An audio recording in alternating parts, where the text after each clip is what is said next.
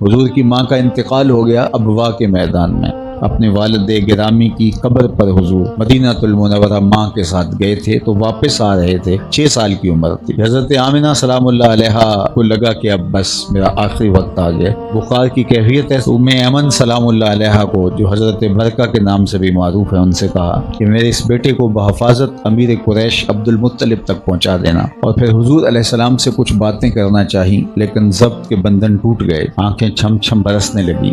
جو 2 جملے کہہ سکی وہ ابن حشام نے محفوظ کی۔ یہ سیرت کی سب سے پہلی کتاب ہے۔ حضرت آمنہ بہت کچھ کہنا چاہ رہی تھی اس آخری لمحے میں، تو آپ نے حضور کے سر پہ ہاتھ رکھا تو بمشکل جو جملے کہے وہ یہ تھے کہ بیٹا، ہر نئی چیز نے پرانا ہو جانا ہے، ہر باقی نے فنا ہو جانا ہے، لیکن میرا ذکر نہیں مٹے گا، اس لیے کہ تیرے جیسا ستھرا بیٹا چھوڑ کے جا رہی ہیں۔ جن ماؤں کے بیٹے اتنے اچھے ہوں ان کا ذکر نہیں مٹا کرتا۔ یہ آخری لفظ تھے، تو اس کے بعد ان کا انتقال ہو گیا۔ پھر وہیں دفن کیا اور ام ایمن کے ساتھ حضور مکہ المکرمہ پہنچے۔ حضرت عبد المطلب نے جب سنا کہ میری بہو راستے میں انتقال کر گئی ہے تو حضور کو آغوش میں سمیٹ کے بہت روئے۔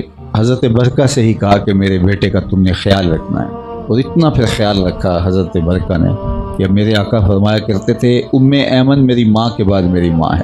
خیر 8 سال کی عمر میں حضرت عبد المطلب کا بھی انتقال ہو گیا۔ پھر حضور کے چچا نے حضور کی جو خدمت کی وہ ایک مثالی عنوان ہے۔ پھر مکے میں جو کچھ ہوا وہ تاریخ کے اوراق میں موجود ہے۔ مکے کی گلیوں میں لوگوں نے گڑھے کھودے، کانٹے بچھائے، طائف چلے گئے تو انہوں نے پتھر مارے، اذیتوں کے پہاڑ، آوازیں کسے گئے، اجریاں ڈالی گئیں۔ خیر اللہ کا حکم آیا کہ محبوب آپ اس شہر کو چھوڑ دیجیے۔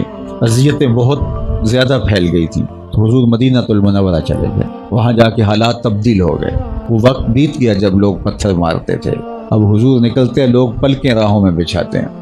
ادب کی آیتیں اتر چکی ہیں۔ خبردار میرے نبی کی آواز سے آواز بھی اونچی نہ کرنا، عمل ضائع کر دوں گا، تمہیں خبر بھی نہیں ہونے دوں گا۔ اب حضور نماز عشاء پڑھانے کے لیے مسجد نبوی میں نکلے۔ تا حد نظر صحابہ حضور کے منتظر بیٹھے تھے، جو ہی حضور کو دیکھا تو ادب سے کھڑے ہو گئے، تو آقا کریم علیہ السلام کی آنکھیں برسنے لگی اور حضور کو ماں یاد آ گئی، اور آقا کریم نے ایک تاریخی جملہ کہا۔ حضور نے کہا کاش آج میرے ماں باپ زندہ ہوتے، کم از کم میری ماں ہی زندہ ہوتی، اور میں لوگوں کو نماز عشاء پڑھا رہا ہوتا اور اس میں سورہ فاتحہ کی تلاوت چل رہی ہوتی، پھر میری ماں کو میرے ساتھ کوئی کام یاد آ جاتا، پھر وہ دروازے پر آتی اور مجھے میٹھے لہجے میں بیٹا کہہ کے آواز دیتی، اور میں لوگوں میں نماز چھوڑ کے پہلے ماں کی بات کو سن لیتا۔ مائیں تو مائیں ہوتی ہیں، اللہ نے ان کے سینے کے اندر وہ اتنا پیار رکھا ہوا ہوتا ہے کہ وہ، میں دوستوں کو کہتا ہوں کہ یہ سڑکوں کے کناروں کے اوپر بڑے بڑے ہیوی ترازو نصب کر دیے گئے ہیں، پورا کنٹینر سامان سمیت تول لیا جاتا ہے، لیکن آج تک کوئی ایسا ترازو ایجاد نہیں ہوا جس پر ماں کے پیار کو بھی تولا جا سکے۔